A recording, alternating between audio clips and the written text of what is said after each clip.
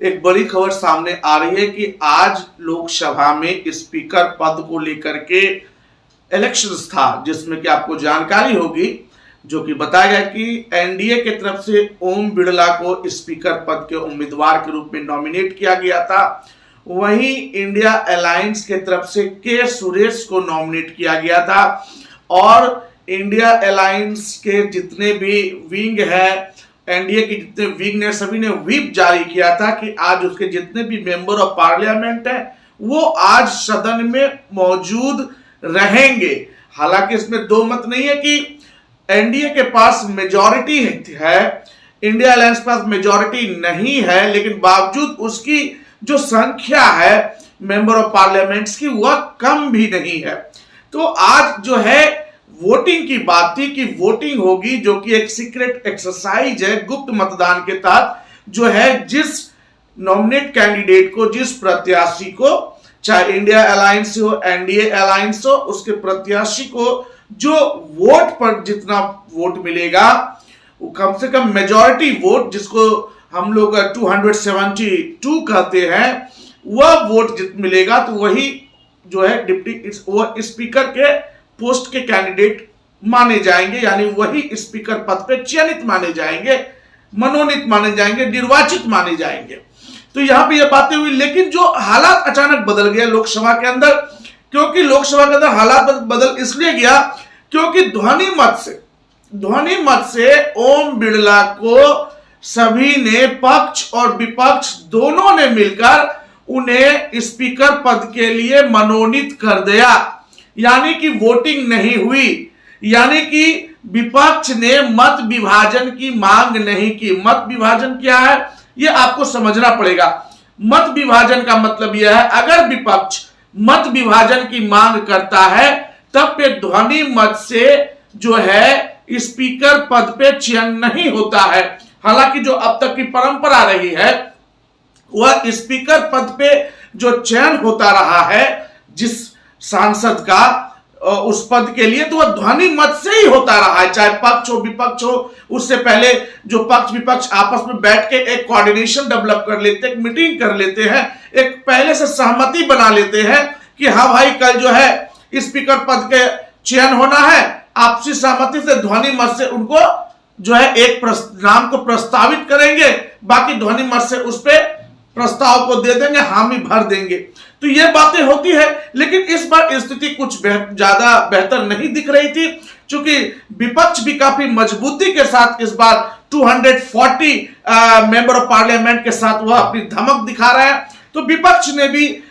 Deputy speaker के पद की मांग की थी कि स्पीकर का पद आप रख ले, सत्ता पक्ष रख ले, डिप्टी स्पीकर का पद इंडिया अलायंस को दे दे, विपक्ष को दे दे, लेकिन कहीं ना कहीं इसके ऊपर तकरार बनता रहा। काफी राजनीतिक उठापटक के बाद ये बातें आई कि इंडिया अलायंस ने कहा कि हम अपने कैंडिडेट उतारेंगे, के सुरेश को उन्होंने नॉमिनेट भी करवा दिया। और आज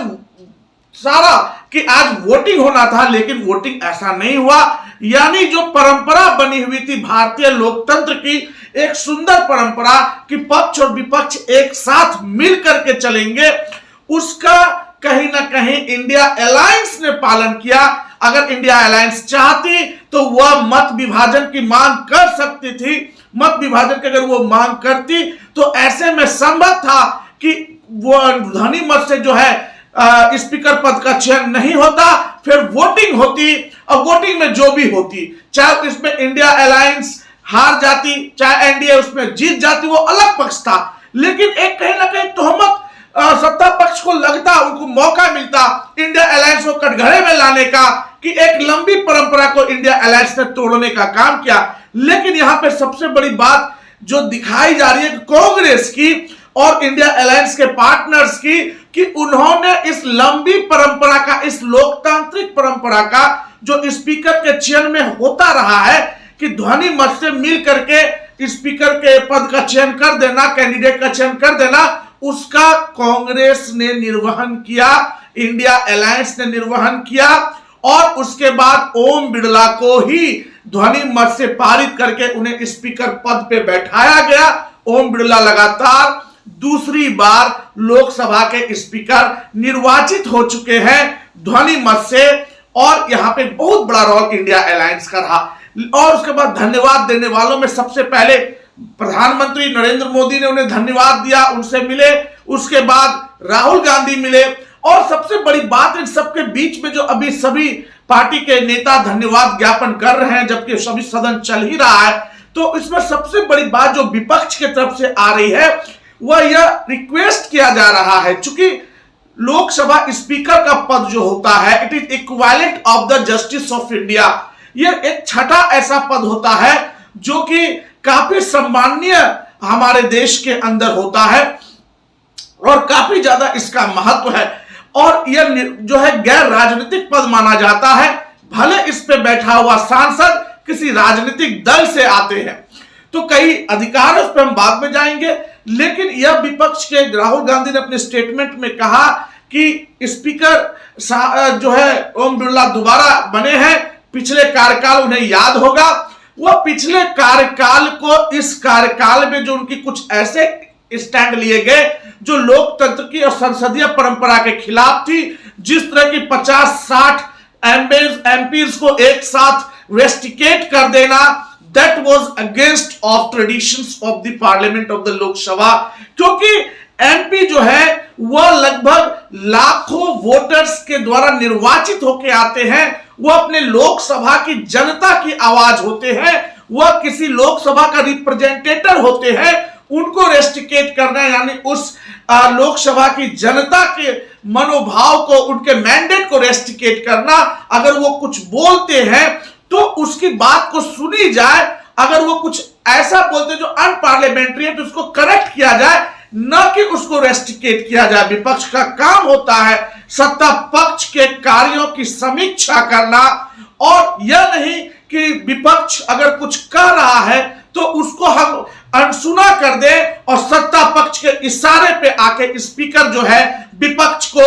50-60 की संख्या में पार्लियामेंट से रेस्टिकेट कर दे, लोकसभा से रेस्टिकेट कर दे। यह नहीं होना चाहिए, यह परंपरा दोबारा नहीं, यह परिपाटी नहीं होनी चाहिए, क्योंकि विपक्ष भी जो है वह जनता की आवाज है। अगर हम मेजॉरिटी की संख्या से कम है लेकिन 240 एमपी है, मेंबर ऑफ पार्लियामेंट है, तो हम 240 लोकसभा के अंदर जो वोटर्स है, जनता है, वह हिंदुस्तान के जिस कोने से भी है, हम उसको रिप्रेजेंट करते हैं, उसकी आवाज हम है। 290 अगर आपके पास है तो उसकी आवाज आप है, लेकिन इतनी बड़ी आवाज को आप विपक्ष कह के आप किसी बाइस्ड पॉइंट ऑफ व्यू से आकर के आप उसको रेस्टिकेट नहीं कर सकते हैं। आपको उनकी बातों को सुनना चाहिए, और उम्मीद है कि इस लोकसभा में 18वीं लोकसभा में जब आप दोबारा स्पीकर बने हैं तो आप इन सारी बातों को ध्यान में मद्देनजर रख करके आप सभी मेंबर ऑफ पार्लियामेंट की बातों को सुनेंगे। जितने धैर्य से आप सत्ता पक्ष के मेंबर ऑफ पार्लियामेंट की बातों को सुनते हैं, उतने ही धैर्य के साथ आप विपक्ष के भी मेंबर ऑफ पार्लियामेंट की बातों को सुनने का काम करेंगे। तभी जाकर के कोई भी सरकार, कोई भी पार्टी जो गवर्नमेंट में आती है वह आगे और बेहतर देश को चला सकती है, बेहतर व्यवस्था को चला सकती है। और यह उम्मीद लगभग जितने भी विपक्ष के मेंबर ऑफ पार्लियामेंट, चाहे वो राहुल गांधी हो, चाहे अखिलेश यादव हो, पप्पू यादव हो, चाहे वह AIMIM के असदुद्दीन ओवैसी हो, और भी कई ऐसे मेंबर ऑफ पार्लियामेंट चुके अभी ग्रीटिंग्स का जारी है, ग्रीट किया जा रहा है सदन के अंदर, तो ये बातें निकल के सामने आ रही है कि कहीं ना कहीं इस बात को स्पीकर महोदय को समझना होगा कि ये जो है संवैधानिक पद है और गैर राजनीतिक पद है। किसी भी जो है द्वेष और दुर्भावना से ऊपर जो की शपथ ली जाती है उस तरह से सदन को चलाना होगा। हालांकि उनके पिछले टर्म में बहुत अच्छे वर्क भी हुए, बहुत ऐसे ऐसे कानून पास हुए, ऐसे ऐसे विधेयक को पास होने का मौका मिला जो कि देश के अंदर काफी ऐतिहासिक रहा और बेहतर रहा। लेकिन और बेहतर हो ये उम्मीद सिर्फ विपक्ष के मेंबर ऑफ पार्लियामेंट को नहीं है, बल्कि यह उम्मीद हिंदुस्तान के इस दुनिया के सबसे बड़े लोकतंत्र के करोड़ों मतदाताओं को यह उम्मीद है कि इस बार जो सदन होगा वो अब काफी मजबूत होगा। सत्ता तो मजबूत होती ही है, विपक्ष भी काफी मजबूत होगा और सत्ता पक्ष विपक्ष को आलोचक की तरह नहीं समालोचक की तरह देखेंगे। उसकी यह अगर विपक्ष कुछ दिखा रहा है गलतियां, तो उस गलतियों को वो समालोचक की तरह कि विपक्ष हमारा भलाई के लिए ऐसा कह रहा है, उस पर वो विचार करेंगे और बड़े बड़े फैसलों से पहले जो है वह सहमति लेंगे, एक कोऑर्डिनेशन डेवलप करेंगे। क्योंकि जिस तरह पिछले लोकसभा में, अब पिछली सरकारों में यह बातें उठती थी कि हम कांग्रेस मुक्त भारत चाहिए, हमें विपक्ष मुक्त सदन चाहिए, तो ये सब बातें कहीं ना कहीं जो है लोकतंत्र में शोभा नहीं देती है। बड़े बड़े चेहरों के मुंह से ये बातें निकली और शायद मुझे लग रहा है कि जिस तरह का मैंडेट इस बार मिला है, काफी इन तरह के शब्दों पे लगाम भी लगेगा और बेहतर सदन चलेगी, ये आशा है और यही शुभकामनाएं है हमारी तरफ से भी कि जो परंपरा है उस परंपरा को निभाया गया। कांग्रेस ने मत विभाजन की मांग नहीं की और ओम बिरला ध्वनि मत से दोबारा निर्वाचित हो गए लोकसभा स्पीकर के रूप में। आगे के लिए आप बने रहे। मैं दीपक कुमार, जय हिंद, जय भीम।